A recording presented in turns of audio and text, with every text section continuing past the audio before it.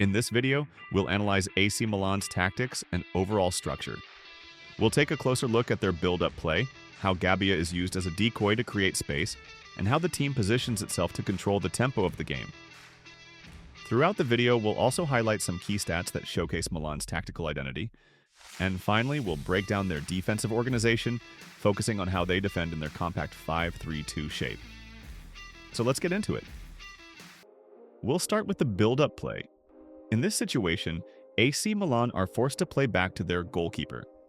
As they reset, Tomori and Pavlovic immediately move wider to stretch the pitch and create space at the back. Gabbia doesn't drop all the way deep but stays slightly higher, drawing the attention of an opposing forward and acting as a decoy. Alongside Modrić, he forms a central double pivot.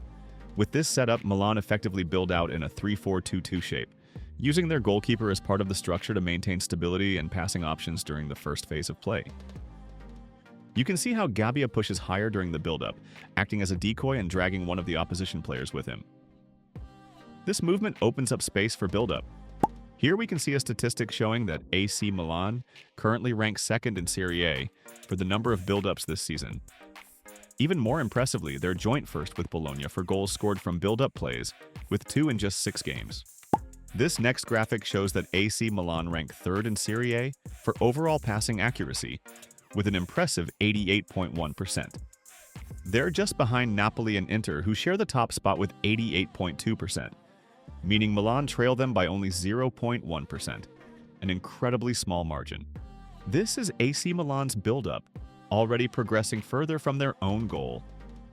We can see Gabbia positioned slightly higher up the pitch, constantly scanning the space around him. He quickly recognizes the situation and decides to drop deeper, forming a back three once again to stabilize Milan's build-up.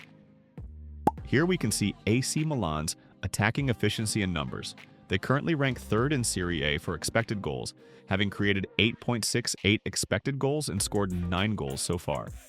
At the top of the table is Inter Milan, generating 12.80 expected goals and scoring 17 goals, roughly 4 goals more than expected based on their chances. In this build-up sequence, Gabbia starts positioned higher up the pitch and decides to push even further forward to create more space. Kevin De Bruyne follows his movement closely, marking him tightly.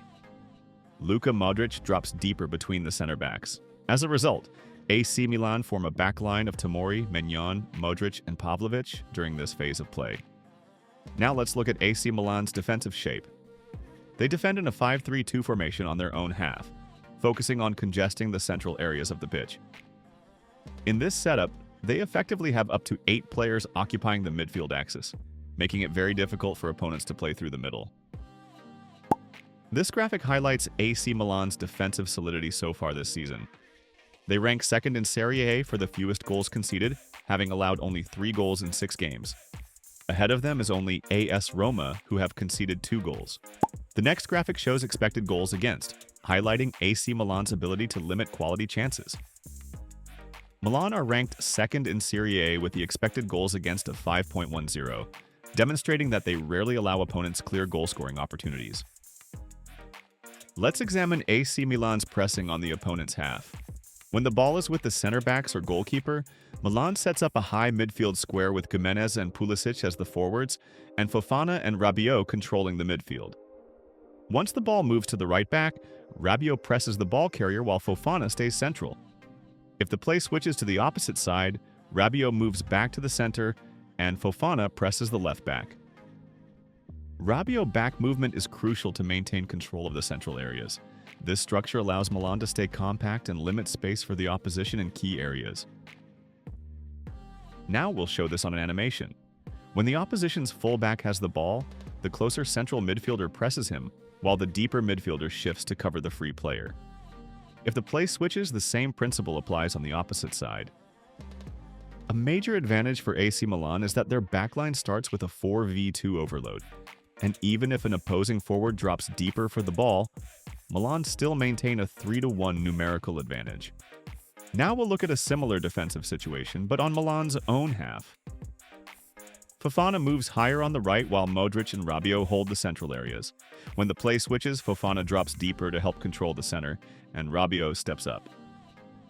Fofana and Modrić holding the central areas is crucial, as it allows Milan to control the midfield, limit passing lanes, and maintain defensive compactness. AC Milan stays in their 5-3-2 shape. This coordination ensures Milan remains compact and hard to break down in their own half.